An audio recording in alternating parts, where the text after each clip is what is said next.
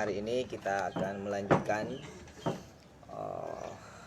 percakapan buku kita untuk mendedah satu tema yang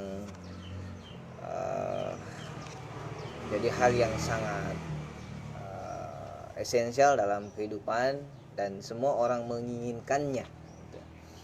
Satu tema yang semua orang mungkin menghabiskan waktunya untuk memperoleh sesuatu yang kita percakapkan, yakni filosofi hidup bahagia. Kembali lagi saya menyampaikan bahwa buku ini memiliki dua bagian. Ya, bagian pertama ada 9 bab dan bagian kedua ada 8 bab. Bagian pertama membincang soal sebab ketidakbahagiaan manusia, sedangkan bagian kedua membincang soal kebahagiaan manusia atau sebab kebahagiaan manusia. Nah, hari ini kita akan melanjutkan masih pada bagian pertama. Kita sudah tiba di bab 3 di bagian pertama. Terima kasih like-nya Kakak Ishak. Beliau ini partisipan yang memberikan apresiasi. Jadi apresiasi itu untuk saling mendukung dalam kebaikan itu sangat baik. Olehnya itu kami menghaturkan terima kasih kepada teman-teman yang senantiasa meluangkan waktunya untuk mempercakapkan buku ini. Nah, sebelum lebih jauh, kembali saya menyampaikan bahwa membuka kesempatan teman-teman untuk memberikan pertanyaan, memberikan pandangan, karena ini adalah satu perspektif yang dimiliki oleh Bertrand Russell dalam perihal kebahagiaan. Olehnya itu tidak menutup kemungkinan kita memiliki perspektif yang lain. Kita memiliki perspektif yang lain dalam memaknai kebahagiaan. Apalagi tema-tema atau bab-bab yang disuguhkan oleh Bertrand Russell ini, kalau dilihat sepintas bisa saja temanya dalam pengertian kita itu tidak menjadi bagian sebab ketidakbahagiaan. Sebagaimana yang kita ingin bincangkan pada lanjutan bab 3 pada hari ini, yakni bab tentang persaingan. Jadi kita akan membincang tentang sebab ketidakbahagiaan karena persaingan, kira-kira begitu sederhananya. Nah, tentu pada konteks kita bisa menggugat ini sebagai satu yang tidak final gitu. Makanya itu tadi bahwa kita menarik kalau bisa mempercakapkan ini teman-teman melalui komentar. Kolom komentar bisa memberikan pandangannya, responnya gitu. Atau apabila juga ada yang teman-teman sudah pernah membaca, lebih baik lagi kalau teman-teman itu menanggapi atau mengoreksi apa yang saya sampaikan. Itu lebih menarik supaya saya tidak keliru melanjutkan bacaan ini sebagai satu hal yang final menurut saya. Nah, oke.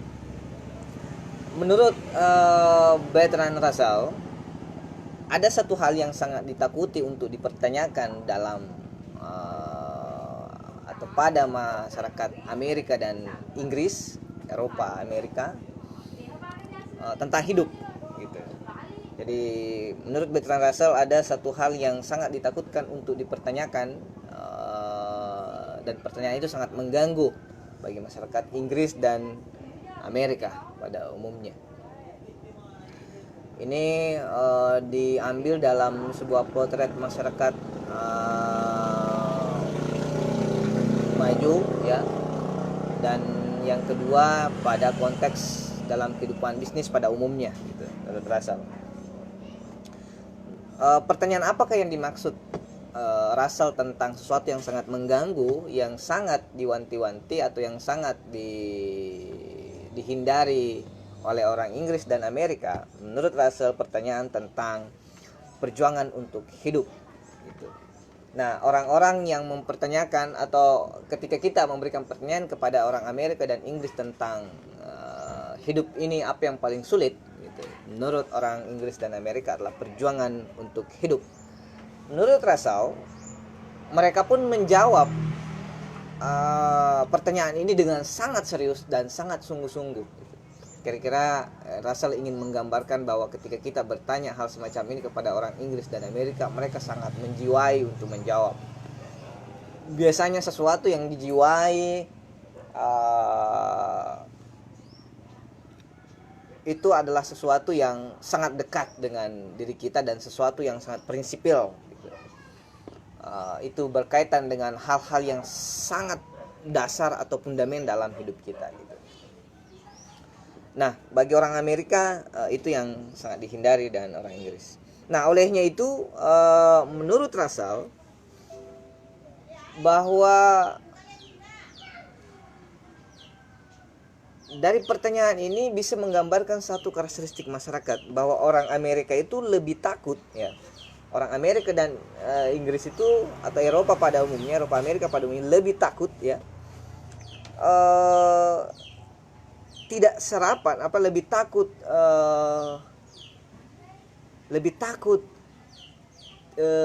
tidak lebih memilih tidak sarapan ya gini, lebih memilih tidak sarapan esok hari daripada dia dikalahkan oleh tetangganya gitu. Jadi ini menjadi satu latar yang semacam gambaran masyarakat yang disampaikan oleh Russell dalam bab 3 ini, bahwa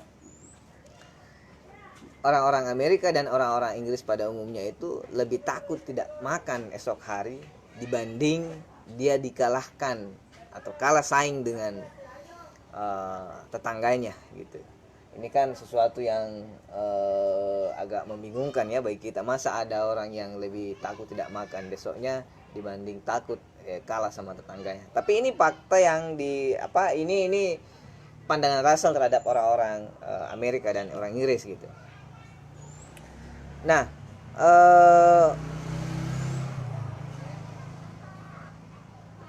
jadi ketakutan itu diartikan sebagai sesuatu yang bukan karena ia tidak bisa memenuhi kebutuhannya sehari-hari.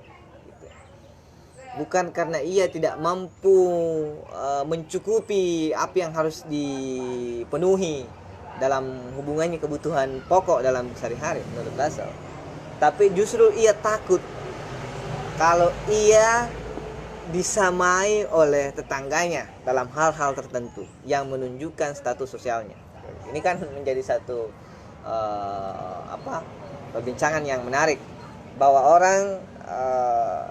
orang Amerika, Inggris, dan ini bisa nanti kita tilik dalam kehidupan sehari-hari kita bahwa mungkin saja kita juga adalah menjadi bagian yang dikhawatirkan oleh Bertrand Russell sebagai orang-orang yang menggagalkan kemungkinan untuk bahagia hanya karena kita lebih takut untuk malu pada tetangga karena disamai pada hal-hal tertentu daripada tidak makan sama sekali. Nah, ini kan sangat prinsipil. Kalau begitu pernyataannya berarti hal-hal semacam ini sangat prinsipil gitu. Nah, dalam konteks masyarakat kita, jadi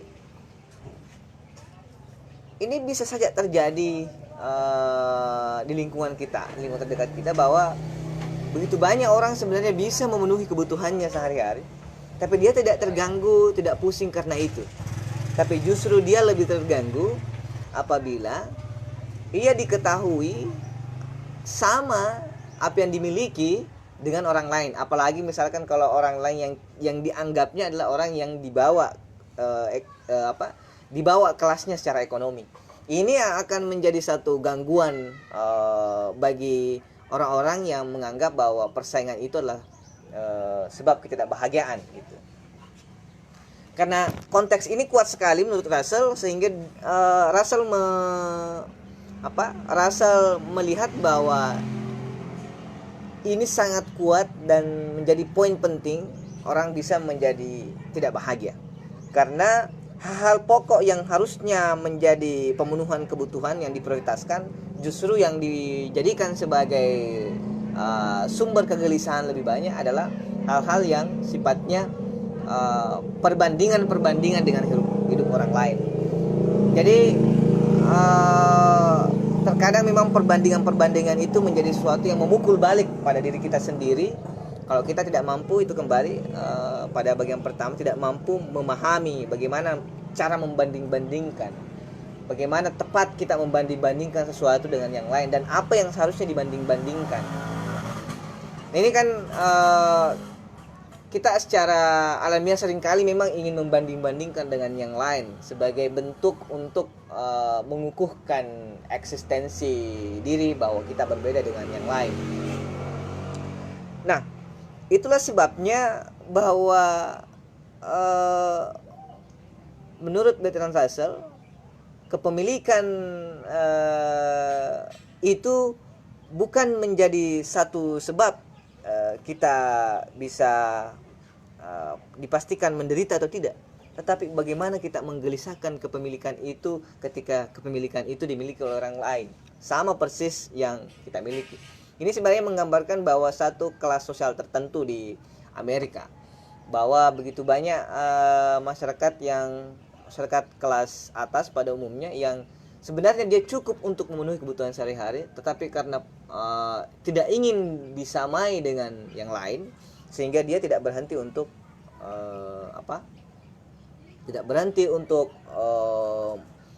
berambisi untuk memenuhi segala sesuatu yang bisa melampaui apa yang dimiliki oleh orang lain. Nah, ini kan sedangkan kelas atas saja bagi masyarakat Eropa dan Amerika, bagi Russell itu bermasalah, bagaimana dengan kelas kita, kelas masyarakat dengan kondisi ekonomi yang ada. Apalagi dalam kondisi pandemi ini, kalau kita mau serba membandingkan dengan yang lain, ini akan menjadi sumber masalah besar gitu. Nah, itulah sebabnya misalkan kalau kita dalam kehidupan sehari-hari dalam masyarakat Bugis, biasa kalau tetangga, ada ya cerita ya, kalau tetangga beli kipas, kita yang berputar gitu. Kalau tetangga beli kulkas, kita yang kedinginan. Ya kira-kira begitu. Sepertinya sama yang ingin disampaikan oleh Russell, bahwa kita sebenarnya bukan menjadi sakit karena kita tidak memiliki sesuatu, tapi menjadi sakit karena orang lain juga memiliki sesuatu yang kita harusnya itu adalah milik kita. Maksudnya harusnya itu adalah menandai bahwa kita adalah berbeda dengan yang lain. Misalkan motivasi untuk memilih sesuatu itu seringkali sebenarnya bukan karena kita tidak yang kita miliki saat ini bukan tidak mampu untuk memperlancar apa yang kita lakukan atau aktivitas kita. Contoh yang paling gamblang misalkan HP gitu. Ada banyak motivasi memiliki HP bukan karena kita tidak bisa teleponan, tidak bisa video call, dan tidak bisa mengambil gambar. Tapi ada banyak orang yang memiliki HP dikarenakan ia ingin menunjukkan bahwa ia memiliki sesuatu yang tidak dimiliki oleh orang lain. Dalam kelas sosiologi ekonomi seringkali saya sampaikan bahwa biasanya terminologi baru itu semacam propaganda yang dilakukan oleh perusahaan komoditas tertentu, misalkan dalam HP misalkan. Jadi baru itu yang dibeli gitu. Jadi bukan HP-nya sendiri, tetapi baru itu sendiri sebagai sesuatu yang nantinya ketika dimiliki akan mengarah kepada seseorang yang memiliki itu bahwa ia sangat berbeda dengan yang lain dan patut untuk dihormati. Makanya Russell banyak bicara tentang penghormatan yang mengarah kepada hal semacam ini nantinya di bagian belakang di bab ini. Bahwa kita sebenarnya bukan memiliki sesuatu karena sesuatu itu belum kita miliki, ya, tetapi karena sesuatu itu menjadi pembeda dengan yang lain, kira gitu. Makanya dengan sendirinya ketika orang lain memiliki hal itu, misalkan kita sudah beli iPhone 10 misalkan, tapi 3 bulan kemudian atau sebulan kemudian orang lain juga memiliki itu, spontan, ya, menurut Russell kita akan menghendaki yang lebih di atasnya lagi. Ini yang dimaksud Russell sebagai lingkaran persaingan yang terus-menerus terjadi untuk melampaui apa yang dimiliki oleh orang lain. Dan bagi Russell ini juga sebab ketidakbahagiaan. Kan jadi menarik. Apalagi kalau mahasiswa ini ya, sangat sangat penting untuk diketahui bahwa jangan sampai gara-gara teman kelas, teman sebangku Anda membeli HP baru, kita juga karena memiliki HP yang sama dan tidak ingin, karena muncul perasaan itu tadi, pertimbangan tadi bahwa saya tidak harus sama dengan dia karena kelas sosial saya lebih tinggi, ya maka terjadilah persaingan itu berputar terus-menerus. Dan yang di saat yang bersamaan orang yang membeli HP baru, saat Anda membeli itu juga akan membeli itu. Selalu selalu terjadi pengaruh mempengaruhi. Di satu sisi ada orang yang melakukan hal itu untuk melampaui yang lain, ya maksudnya misalkan saya membeli HP tertentu dan saya tidak mau ada HP yang memiliki HP itu selain saya gitu. Sedangkan di sisi yang lain ada orang juga yang ingin sama gitu dengan saya gitu. Jadi dia juga ingin memiliki HP itu gitu. Jadi tapi yang disoroti Russell sebenarnya orang-orang yang di posisi yang seperti saya sebutkan tadi, bahwa orang yang tidak ingin disamai dengan yang lain. Karena orang semacam ini bukan berarti dia tidak bisa memenuhi kebutuhannya, bukan kebutuhan yang tidak bisa terpenuhi, tetapi ya, keinginannya yang tidak ingin disamakan dengan yang lain. Itu yang menurut Russell sebagai sebab ketidakbahagiaan. Ya mohon maaf kalau ada suara-suara suara-suara ini kendaraan, karena memang saya natural saja gitu. Jadi kita tiba satu percakapan tentang memenuhi kebutuhan itu bukan sesuatu yang penting bagi orang-orang yang dalam persaingan, yang masuk dalam lingkaran persaingan, tetapi dia mencoba untuk selalu melampaui yang dimiliki oleh orang lain. Karena kapan sama, maka dia akan menghendaki yang lebih daripada yang sama tadi lagi. Dan begitu seterusnya gitu, menurut Russell.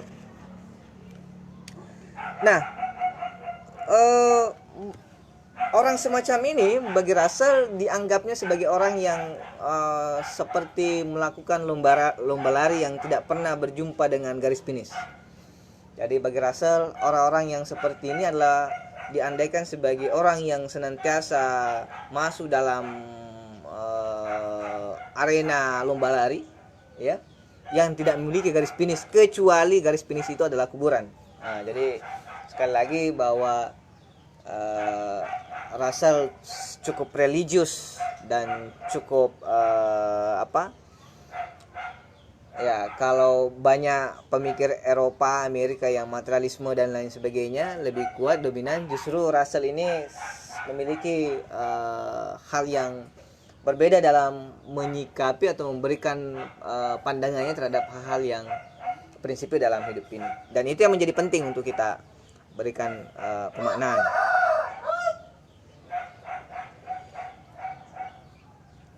Nah, menurut Russell, persaingan yang dimaksud, persaingan yang pada akhirnya yang terus seperti lomba lari itu, lebih banyak menurut Russell persaingan itu diarahkan pada simbol untuk mencapai uang gitu.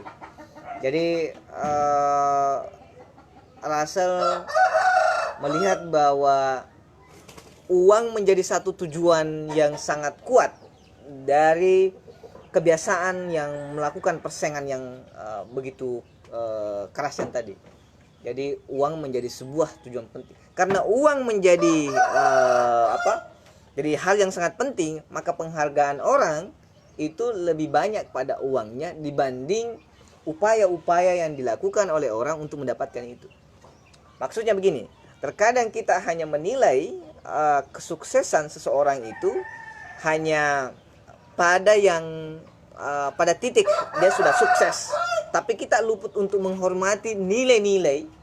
Kalau menurut Russell dalam terjemahannya itu keadiluhuan. Kalau kita mungkin keluhuran, kesederhanaan. Kalau masyarakat Bugis mungkin menyebutnya Siti Naja, yang membuat sukses biasa orang selain Siti Naja, sederhana, ulet, ya, gigih, disiplin,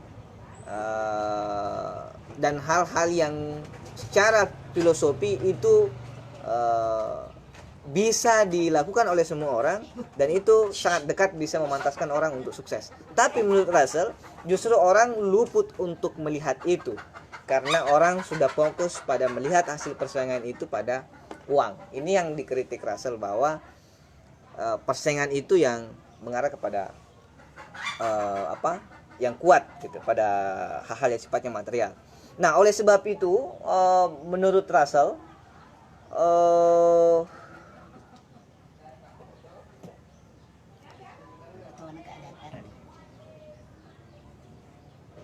apa yang kita arahkan ya, apa yang kita pandang sebagai sesuatu yang sangat penting dalam hidup ini, sehingga bergeser dari sesuatu yang nilai-nilai yang menandai, yang kuat menandai sisi kemanusiaan kita, justru berpindah kepada hal-hal yang justru hanya sekedar menempel dalam kehidupan sehari-hari, seperti kekuasaan, status, penghasilan, dan lain sebagainya. Itulah sebabnya pekerjaan itu bagi Russell, bukan bagi orang yang dituju pada orang ini ya, bukan sesuatu yang begitu penting. Bahkan pekerjaan ada banyak yang direduksi kemuliaan pekerjaan itu hanya karena ukuran dari pekerjaan dari hasil yang bersifat material. Misalkan pekerjaan guru mengaji, pekerjaan marbot masjid, pekerjaan tukang sapu di jalan, itu menjadi direndahkan atau tereduksi menjadi sangat rendah karena penghasilannya sangat rendah.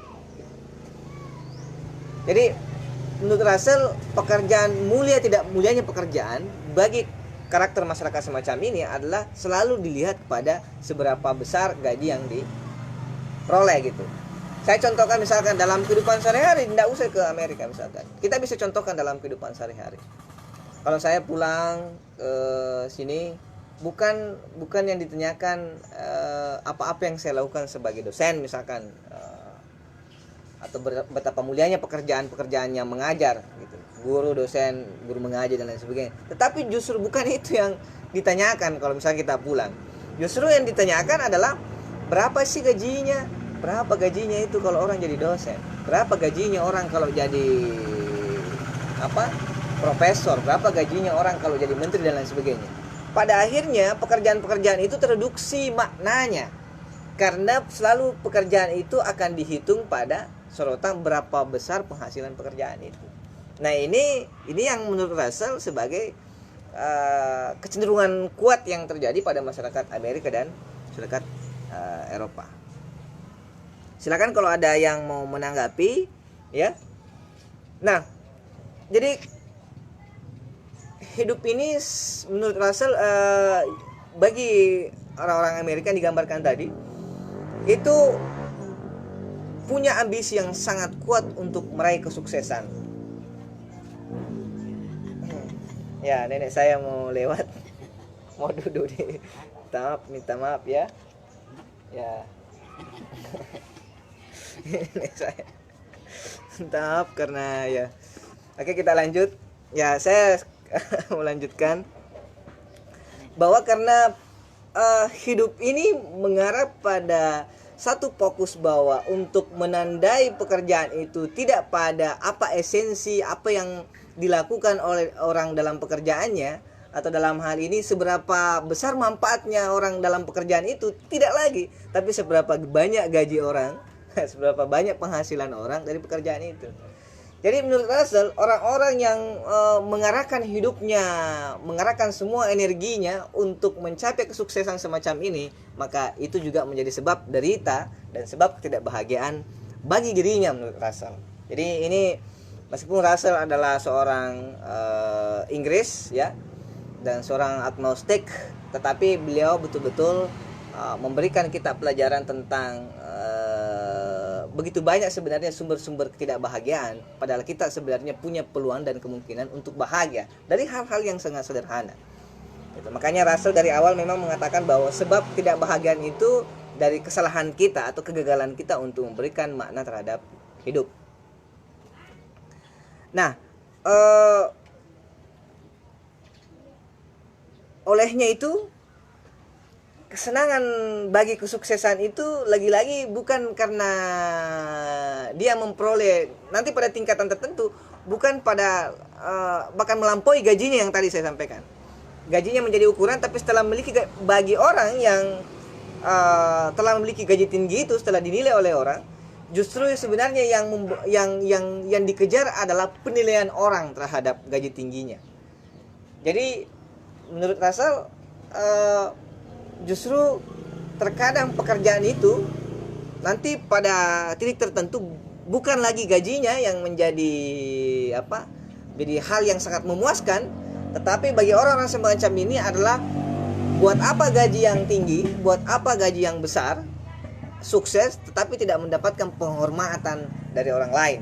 Jadi sebenarnya mengarah kepada pekerjaan itu hanya jalan untuk meraih perhatian dari orang lain. Jadi ini menarik.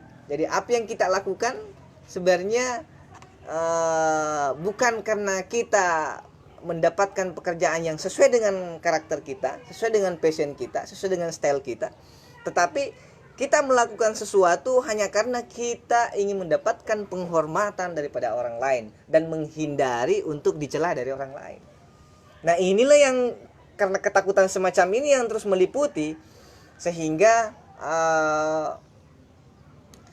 kita menjadi terlilit pada lingkaran persaingan yang disebut Russell sebagai garis finishnya hanya satu, yakni kuburan, kira-kira begitu. Ini kan menjadi sesuatu yang sangat menarik. Saya sangat bersyukur karena penontonnya cukup banyak. Jadi ini juga menandakan bahwa banyaknya orang penasaran sebenarnya bahwa jangan-jangan saya juga tidak bahagia, atau jangan-jangan saya ketidakbahagiaan saya berangkat dari hal-hal yang saya buat sendiri gitu. Ketidakbahagiaan saya berangkat dari sesuatu yang saya konstruksi sendiri karena melalui pemberian makna pada sesuatu yang saya lakukan gitu. Jadi apa yang dimaksud Russell sebagai persaingan ini, kalau kita tarik konteksnya pada saat ini, hal-hal yang mengkonstruksi ini juga ternyata kalau kita memperhatikan ya, justru dunia pendidikan juga menjadi satu praktik sosial ya, dengan sistemnya yang juga menyuburkan atau memantik orang untuk membiasakan bersaing. Propaganda persaingan dalam dunia pendidikan seringkali menjadi sesuatu momok gitu. Misalkan kalau anaknya si Anu kuliah di Unhas, ini anaknya juga. Jadi misalkan begitu banyak orang yang kuliah sebenarnya bukan karena dia ingin menemukan jurusan yang sesuai dengan dirinya, tetapi karena hanya untuk menghindari dicap pengangguran di lingkungan itu, atau untuk menghindari orang tuanya dicap gagal dalam mendidik anaknya, kira begitu. Ini kan akan menjadi bermasalah kemudian hari ketika anak itu melanjutkan perkuliahannya. Kenapa? Karena dia sebenarnya tidak memiliki motif dasar yang kuat untuk mengembangkan dirinya, tetapi karena motifnya adalah dorongan untuk menghindari dicap sebagai pengangguran, sehingga ketika tiba di kota terjadi semacam shock mental gitu. Dia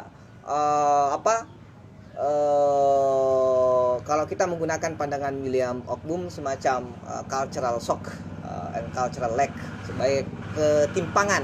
Begitu banyak ketimpangan yang terjadi karena kita tidak mampu menyesuaikan antara apa yang ditemukan dalam kondisi lingkungan baru dengan dari mana kita berasal.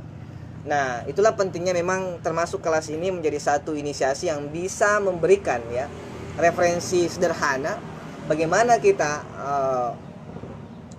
memberikan pemaknaan terhadap sikap-sikap penting yang nantinya akan memberikan pengaruh besar terhadap jalan kehidupan kita.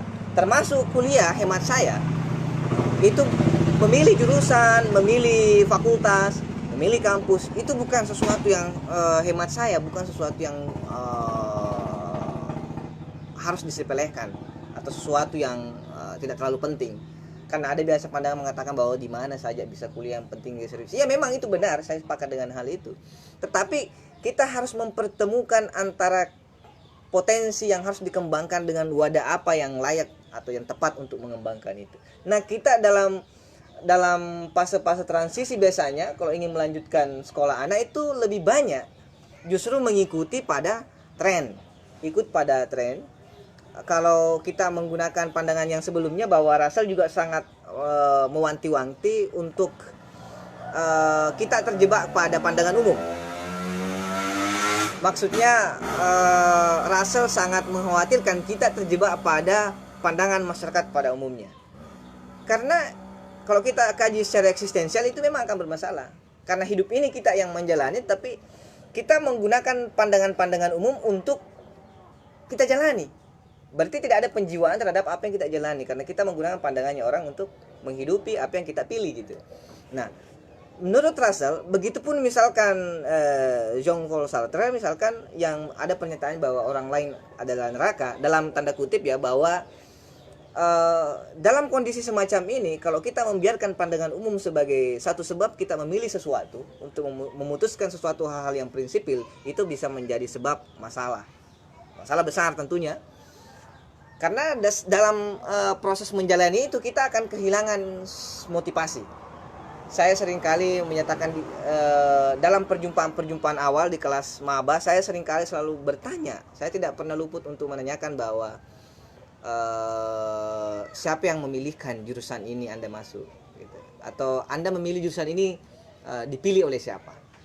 Nah, ternyata lebih banyak orang mahasiswa lebih banyak memilih jurusan karena dipilihkan oleh orang lain. Orang lain itu adalah orang-orang terdekat, termasuk keluarga adalah saya kategorikan sebagai orang lain. Kenapa? Karena di luar daripada orang yang mau menjalaninya. Inilah sebabnya sehingga begitu banyak harapan yang diharapkan pada anak itu tidak dipenuhi karena memang dia tidak berada pada tempat yang tepat. Nah, yang terakhir yang ingin saya sampaikan tentang persaingan bagi Russell, bahwa seringkali persaingan itu sudah mengabaikan akal sehat. Jadi di buku ini juga disampaikan bahwa persaingan karena ambisi untuk terus melampaui apa yang dimiliki oleh orang lain, sehingga kita seringkali mengabaikan sisi kebersamaan dengan yang lain.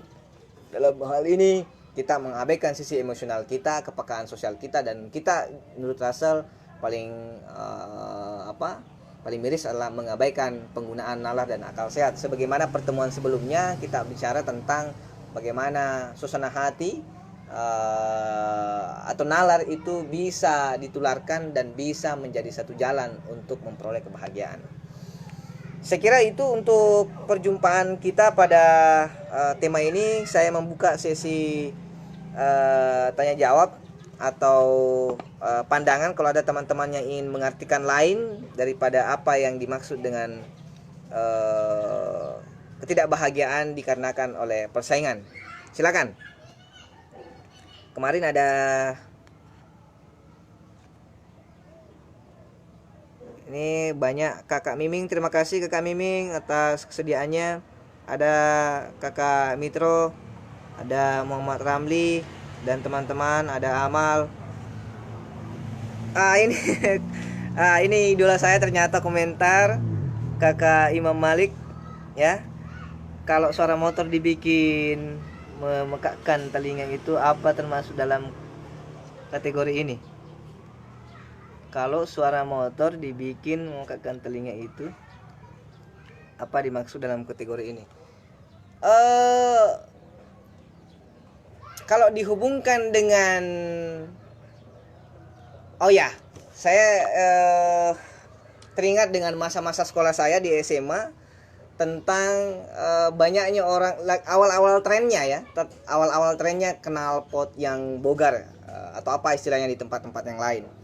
Itu memang juga memperlihatkan ya, menunjukkan bahwa siapa yang paling keren dan paling ribut gitu. Meskipun menjadi keren dan paling ribut itu sangat memungkinkan untuk mengganggu yang lain, kira gitu. Tetapi menurut Russell, bagi orang-orang Amerika dan Inggris yang ditujukan pada latar masalah tentang persaingan inilah justru itu yang justru senang bagi yang memiliki knalpot Bogart misalkan yang mengganggu, yang memekakkan telinga gitu. Jadi ada kepuasan yang diperoleh, sehingga untuk mencapai kepuasan itu dia harus bersaing terus melampaui satu dengan yang lain. Jadi semacam kompetisi untuk memuaskan dirinya gitu. Dan menurut Russell tidak cukup untuk memiliki misalkan knalpot yang Bogart yang paling ribut, tidak cukup itu, tetapi harus ada reinforcement, harus ada penguatan dari yang lain, ya, harus ada pengakuan. Jadi harus ada pengakuan dari yang lain bahwa memang knalpot yang paling kuat, paling ribut, knalpot paling keren. Nah, itulah yang dimaksud Russell. Kalau terus menerus dipenuhi, maka kita akan terlilit sebagai sebab ketidakbahagiaan. Kira begitu, Kakang Malik Imam. Ini beliau nonton langsung dari Australia, komentar dari Australia. Saya sangat bahagia pada kesempatan hari ini. Terima kasih, Kang. Ya, ada banyak teman. Silakan berkomentar.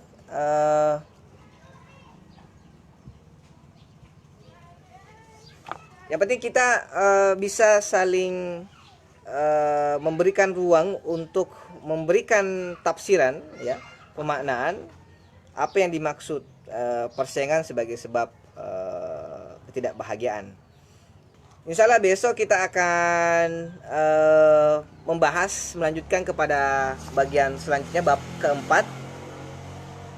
Tentang temanya bab keempat adalah bosan dan asik. Jadi memang memancing kita untuk membaca buku ini. Kenapa? Karena bab yang disuguhkan yang menjadi sebab tidak bahagiaan adalah bab-bab yang dalam kedengarannya, kalau dalam kehidupan kita sehari-hari, mungkin kita anggap sebagai sesuatu yang membahagiakan justru. Misalkan di tema ini bosan dan asik. Ya, bagaimana bosan dan asik itu bisa menjadi satu sebab ketidakbahagiaan, kita bicarakan itu besok. Ya, ini ada Sumitro Amin Praja. Setahu saya beliau ini adalah mantan ketua IMM Sulawesi Selatan, ya. Ya, betul. Jadi pertanyaannya, bukankah persaingan adalah bagian daripada motivasi diri untuk untuk bisa mencapai sebuah kesuksesan. Nah, yang harus digarisbawahi adalah kesuksesan dan persaingan. Jadi persaingan dan kesuksesan yang dimaksud oleh, andaikan Sumitra tadi mendengar dari awal, pertanyaan ini sebenarnya sudah terjawab, bahwa persaingan yang dimaksud persaingan yang dimaksud oleh Bertrand Russell adalah persaingan yang tanpa ujung, yang tujuannya adalah hanya untuk melampaui yang lain, agar yang lain tidak memiliki sesuatu yang kita miliki. Dan bagi Russell itu ujungnya hanya kuburan, kira begitu. Bahwa dan persaingan itu seringkali mengorbankan hal-hal yang substansial yang sangat penting dalam posisi seorang. Dicontohkan Russell dalam buku ini tentang kepala rumah tangga, atau sekarang kan ibu dan bapak itu sudah dua-duanya biasanya sudah bekerja di luar rumah, seringkali mengabaikan tugas dan fungsi-fungsi pokoknya dalam rumah tangga. Misalkan anaknya, kalau bapaknya yang bekerja, berarti dua-duanya, anak dan istrinya, seringkali diabaikan menurut Bertrand Russell. Karena orang semacam ini malamnya juga seringkali ada karena dia terus harus menjaga koleganya, dia harus terus membangun jejaringnya, sehingga hampir tidak ada waktu untuk bersama dengan keluarganya. Menurut Russell, orang semacam ini memungkinkan bahwa tetangganya lebih memahami kebutuhan istrinya dibanding kebutuhan istri dan anaknya dibanding dirinya sendiri. Ya, juga fakta membuktikan bahwa begitu banyak orang yang begitu banyak pertengkaran dalam rumah tangga, ya. Ini tentu pelajaran berarti bagi saya sendiri, karena pelajaran yang mendahului pengalaman, ya. Pemahaman yang mendahului pengalaman. Seringkali juga orang melarang kita untuk berbicara sesuatu yang sifatnya yang belum dikerjakan sama sekali. Sekira juga penting, itu tidak salah, tetapi penting juga untuk melihat bahwa kalau kita bisa mengetahui sesuatu yang bisa menjadi referensi, memperbaiki kita melalui apa yang kita ingin jalani kemudian hari, juga lebih bagus. Sama dengan ini, saya memahami pemahaman mendahului pengalaman, kira begitu.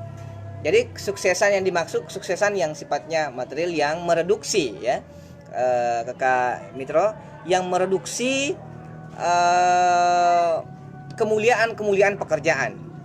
Jadi menurut Russell, karena imajinasi kita diarahkan pada kesuksesan dan penghasilan tadi, karena penghasilan yang menjadi perlombaan yang membuat kita membanding-bandingkan satu dengan yang lain, sehingga kita menjadi tidak ada banyak orang merasa gagal dan tidak senang dengan pekerjaannya, yang sebenarnya bisa saja cocok dengan pekerjaan hanya karena mendengarkan pandangan umum bahwa pendapatan dari hasil pekerjaan itu tidak sesuai dengan yang diharapkan, misalkan di lingkungan keluarganya atau di masyarakat. Sama dengan yang saya jelaskan tentang kehidupan saya, bahwa orang kalau dengar dosen, pasti pikiran orang bahwa dosen itu ya, maka masyarakat terkadang lebih canggih menjelaskan bahwa wah itu dibayar per menit, dibayar per jam dan lain sebagainya. Jadi imajinasi masyarakat tentang pekerjaan kita emang lebih kepada penghasilan. Coba kalau kita berkumpul berkumpul orang-orang tua, biasanya kalau saya perhatikan berkumpul kalau bisa tentang anak-anak rantaunya, itu lebih banyak bicara tentang berapa penghasilannya. Nah, ini hal yang biasanya kita tidak sadari juga bisa menyinggung sebenarnya perasaan orang tua yang lain yang anaknya tidak seperti itu. Nah, ini menjadi satu poin juga yang disampaikan oleh Bertrand Russell, bahwa terkadang kemanusiaan itu diabaikan, atau rasa kepekaan sosial terhadap yang lain itu diabaikan hanya karena ingin mempertontonkan tentang persaingan. Saya pernah mengikuti diskusi yang digelar oleh Bapak Haidar Bakir tentang pendidikan kita yang sejak dini mengajarkan persaingan, yang untuk mencapai kesuksesan itu harus mengorbankan yang lain. Bagi beliau, ini juga menjadi satu sebab persoalan. Jadi memang karena ini adalah perspektif, tentu bisa kita anggap sesuatu yang masih sangat memungkinkan untuk dikomentari gitu. Tetapi bagi saya, Russell lebih substansial, lebih mempercakapkan sisi terdalam dari apa yang kita lakukan. Bukan hanya pekerjaan itu, bukan hanya bicara soal penghasilan. Karena begitu banyak orang yang penghasilannya tinggi dengan pekerjaannya yang luar biasa terhormat pada masyarakat umum, tetapi mungkin saja dia tidak tenang dalam pekerjaan itu. Saya seringkali beberapa kali menjumpai orang-orang yang punya pekerjaan yang gajinya luar biasa, pekerjaannya di perusahaan atau di di perusahaan ternama, tetapi dia justru keluar dan memilih pekerjaan yang sederhana. Di Makassar saya temukan salah satu supervisor, atau ya sudah hampir dipromosikan naik ke general manager perusahaan, tapi dia hotel tertentu di Makassar, saya tidak usah sebutkan, dia keluar dan memilih untuk menjadi penjual galon. Ini kan kalau kita baca dari sisi pandangan umum tadi, tentu kenapa orang ini melakukan hal itu. Dan seperti anggapan Russell, bahwa kecurigaan Russell bahwa tentu orang-orang yang melihat semacam itu menyayangkan bahwa kenapa dia keluar. Tetapi bagi Russell justru orang-orang semacam itu telah menemukan jalan yang memahami kebahagiaan. Karena dalam sosiologi juga, ketika kita bekerja, meskipun bagaimanapun gajinya, kalau tidak sedang merasa pekerjaan itu dinikmati, pekerjaan itu jadi sesuatu hal yang membahagiakan dari diri kita, meskipun gajinya luar biasa, itu juga sia-sia. Itu malahan menciptakan alienasi bagi diri kita sendiri. Kalau sudah ada memang perasaan bahwa kita bekerja untuk orang lain dalam sebuah pekerjaan, itu sudah tanda-tanda bahwa kita tidak sedang bahagia dengan pekerjaan itu. Itulah sebabnya bahwa di posisi start kita memilih pekerjaan itu sangat berhubungan dengan apa kita cocok dengan pekerjaan itu. Karena kenapa itu banyak terjadi? Karena itu tadi, karena lebih banyak ukuran-ukuran masyarakat, stigma, kalau kita gunakan Pierre Bourdieu, terlalu banyak stigma yang dilontarkan oleh masyarakat, misalkan tentang kesuksesan tadi, misalkan kalau kita tidak sukses atau selesai S1 S2 tidak kerja, itu stigmanya luar biasa.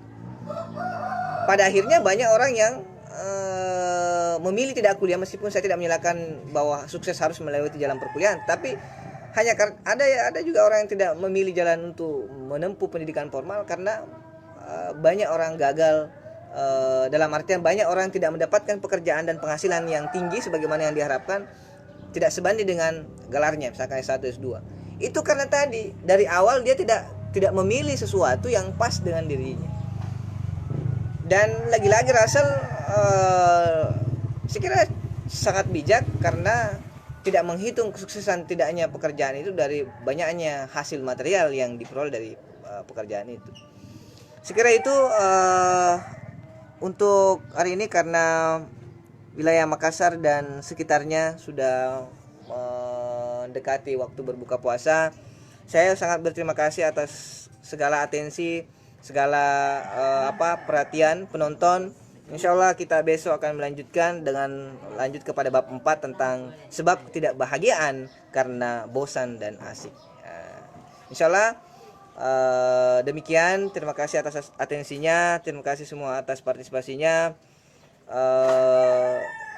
Saya kira apa yang kami sampaikan ini begitu banyak kekurangan, olehnya itu berulang-ulang saya menyampaikan untuk mendapatkan koreksian daripada teman-teman yang lain, agar pembacaan saya dan pemahaman saya lebih lebih baik karena kita memberikan kritik dan masukan. Sekira demikian, billahi bisabil haq, wabillahi taufiq wal hidayah. Saya izin untuk menyelesaikan rekaman siaran langsung ini.